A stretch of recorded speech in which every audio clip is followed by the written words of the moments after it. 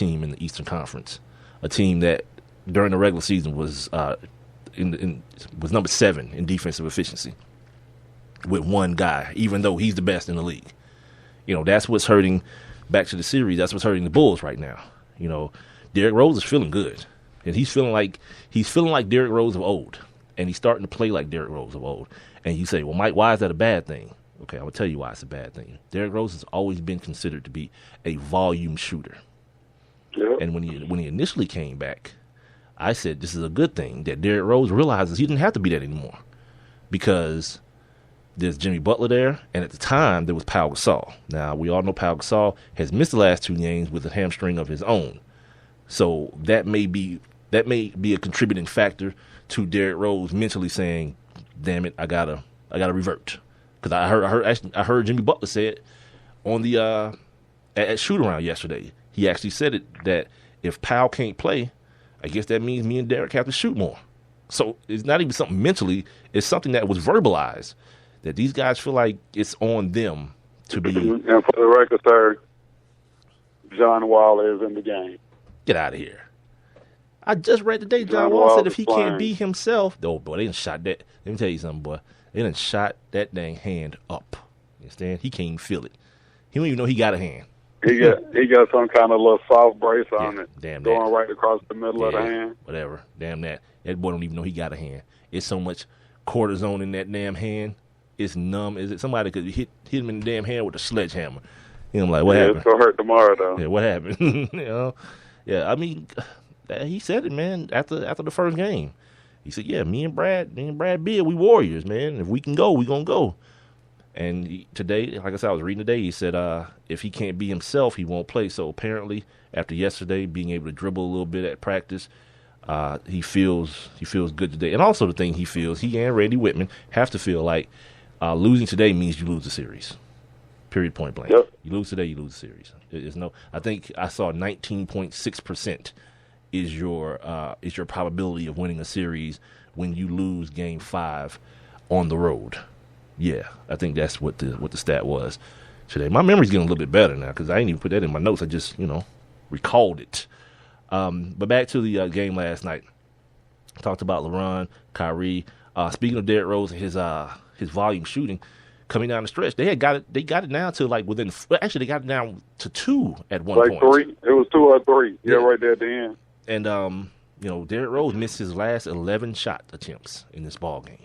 11, including LeBron swatting his last shot. Awesome play. And I'm glad you mentioned that.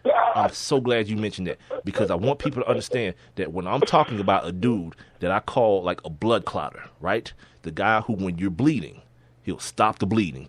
LeBron did it in 3 different ways yesterday. He did it in one way, getting a bucket, the way that we all assume that your closer, or as I call it, your blood clotter needs to do. But then he also did it with a beautiful assist to, was it J.R. Smith or was it Iman Shumpert? He did a driving kick late in the game, but then like Rob just I think that was JR if I'm not mistaken. Right. I think it was. And then the play he made on Derrick Rose late in the ball when they were up by 2. Derrick Rose is dry. He's coming down the court like a bat out of hell.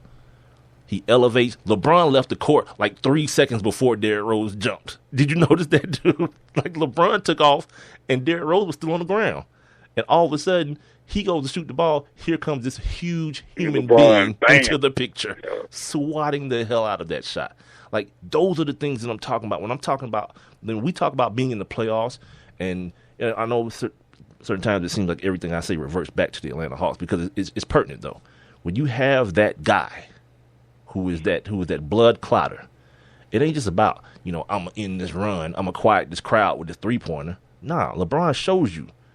Nah, I'm going to do it with an assist, I'm going to do it with a bucket, and then when my team needs a defensive stop against the best player on the other team, I'm going to be the one to make the play. Yeah, that was like yesterday's game for him. Oh, and by the way, for those of us who count these things, this dude, when we talk about a game efficiency, 0 turnovers for the man. 0 turnovers for the man who handles the ball 80 to 85% of the time for that team. That's outstanding. And by the way, ladies and gentlemen, but that's efficient. Despite the shooting situation, the fact that LeBron the game with no turnovers, that's the big. No, and yesterday he shot the ball well yesterday as well. Like everything was efficient. 14 for 24. Oh yeah, he shot the ball very well yesterday. 38 points out of that thing. See, LeBron gets in trouble when his attempts match his points. Like if he's like at 29 attempts and 29 points, that's bad. That's an inefficient game. But yesterday he had it all going. He had the defense going. What was the other stat that I heard about? The guy he was guarding not making it into the lane. The percentage was I can't remember the exact stat, so excuse me. But basically, if he was guarding you, you weren't getting into the lane last night. in layman's terms, yeah, LeBron played a best player in the universe game last night, and his team came away with a 101-106 victory. Now to the scrum that happened. I actually were we recording when that happened, or were we between recordings when that happened? Because I remember like saying something, making a comment about it. The guy threw something at Taj Gibson as he was walking out of the game. We were recording. We were? Yeah, it's like that type of stuff. Like, see, like don't be mad when you get your ass whooped. Just saying it. Like pay your ticket, pay your money for your ticket, sit down and watch the game. You start throwing stuff at grown men, a dude who just left an emotional situation. He's already amped up. And you see what he did? He stopped immediately and was like, who the hell? Where he at? And whoever the dude was that was trying to slap him 5, he was like, nah, man, get your hands off me. I want to know who just threw that at me. And he went and grabbed the dude and, like, sat him down. Like I'm the dude, just like that Malice in the Palace thing. Like, you want to tell me Ron Artest started that? Whatever. Don't throw stuff at me. Mm-hmm. I'm at my gig, homeboy. Right. That's right. Yeah, and then when you get your ass whooped, yeah. Who you gonna? Don't cry to nobody. Don't be trying to sue nobody and all that kind of stuff. Anyway, back to this whole thing. All right, and let me make sure I understand, let everyone understand what happened. What's this kid's name? The new Bob Sura, Rob? What's his name? The who? The new Bob Sura. The guy I call the new Bob, the Australian kid. Oh, Deladova. Deladova. He ran. Taj gave him like a hellified pick up top. He hit him with a bone crushing screen. Very legal. But it's Delavadova. Delavadova. Yeah, he's the new Bob Sura. If you know who Bob Sura is, ladies and gentlemen, he looks just like a white kid that went to Florida State. That just coincidentally also played for the Cleveland Cavaliers in his pro career. So he gives him a nice hard screen at the top. Then when the shot goes up and misses, Delavadova is in position to box Taj out. I guess Taj gives him a little push in the back. And he falls over. Now here's where the BS comes. Taj falls on top of the kid. He's trying to get up and run back down court. My man, he leg locks Taj Gibson. He closes his legs like the leg scissors and locks Taj Gibson's legs. And then Taj, to me, the way I saw it, he was trying to kick his way out of it. Now the referee saw it different. They saw him as making the attempt to kick this young man. And they ejected him out the game, as well as issuing him a technical foul. Delavadova got no technicals, and he in fact shot the technical against Taj Gibson. Later on today, not later on, but today, the NBA then issued a technical foul to Delavadova. And here's what I didn't look up, or I didn't read this, but I don't know how does that work? Does at the beginning of the game, do the Bulls get a free throw at the beginning of the game? The next game? Is that how that works? I guess we'll find out tomorrow. I doubt it. I understand why you issue the technical foul, because you only get a certain amount before you get right suspended. In the playoffs, Right. I understand why, but if it's not going to benefit the current team, because they got a max of 3 more games, or what? Yeah, 3 more games. The odds of that helping the Bulls, slim to none. Funny part, No, 2 more games. What is that series? 3-2, right? Yeah, so 5, 2. Yeah, 2 more games. Well, Rob, they said there would be no math doing this, so forgive me. And by the way, I went to DeKalb County Public Schools, so so did I. That's my excuse. Where was I? Oh, and then they had to go ask J.R. Smith what he thought about the whole melee, because he's the one he's the opinion everyone wants, apparently. J.R. Smith says, quote, he just said to himself, "Just don't hit nobody." And then I'm reading that as a quote, by the way. Because he ran over there. That was my main thing. Up under the basket. This is a dude who has to tell himself, "Dog, just don't hit nobody. Just don't hit nobody." What so is you run over there just to show you down, but right. yeah, you bet not. Right, because he went on to say that too. I just went over there and separated my guys so we could walk away. It's like, when you that volatile, when you got to just tell yourself, a dude who just got suspended for, putting a UFC chop on another dude, to now have to remind himself not to hit nobody. It's just funny here, because I mean, he just got to be a character in the locker room. Yeah. I mean, he got to be like one of those Ron Artest kind of dudes. Yeah, he's ridiculous. That's crazy. Like he's the first one. Like when they was talking about the David Blatt, the call at the end of the game not having LeBron on the court, he was like, "Yeah, it was dumb." Like, who says that? Right? He was like, "Yeah, he was like, the original play was dumb." Like, I don't know what to think about. Who says that? Jr. Yeah. But again, you know what? I'm glad you brought that up really quick. David Blatt, that dude ain't gonna make it, man. He ain't gonna make it. That's gonna be a weird thing. Like, they win a championship. I mean, the whole not knowing how many timeouts he got.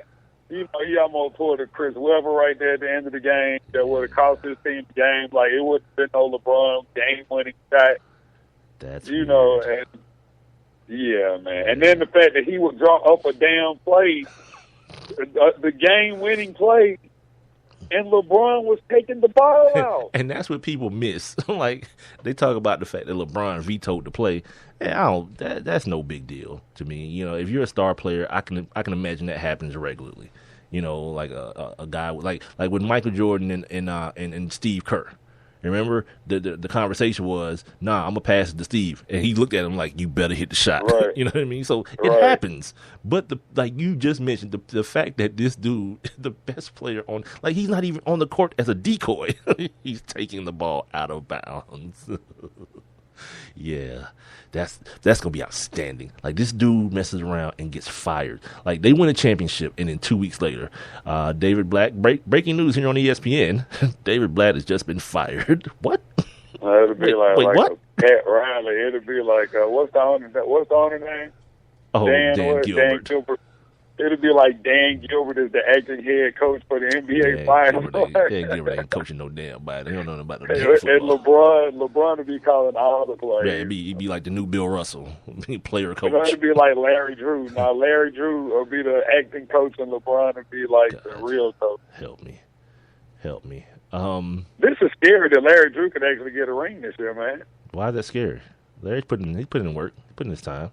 And he's where he needs to be. Everyone said it for the longest while. He's an assistant. I mean, but then on the other side, Mike Woodson could too, because he's coaching with the Clippers. Yeah, this is awesome. Like, some of those dudes, is awesome. Some dudes are just what they are, man. They kind of cap out at certain spots, and they realize it. Like North Turner. He's a coordinator. Him and what's my man, Wade Phillips. Other guys who've had their chances at head coaches and haven't had any success, but have found a way to excel as assistants for whatever reason. Yeah. Some dudes are just cut out for different areas of expertise, I guess you could say.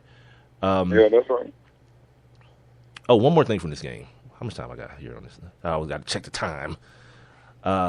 Kendrick Perkins, man, and boy, this happened, Rob. So Kendrick Perkins apparently got into a bit of a, we'll call it an incident on the side of the road with his wife. Here is that's not the article I'm looking for. It's a picture of big, ugly Kendrick, but that's not the one that I did the highlighting on. So anyway, what ends up happening is, apparently Kendrick Perkins and his old lady, they got into an argument, and the argument caused either Kendrick, I guess, was driving, to pull over and get out of the car. At the same time, I guess the argument or the incident continued, and a passerby happened to see this, and this happened along the roadside of a road in Westlake, Ohio. The caller called 911, and he said, quote, "Looks like the woman." Let me back up to make sure you guys can hear what I'm about to say. Quote, "Looks like the woman is hitting the man, and he's trying to get out of the car. parked on the side of the road.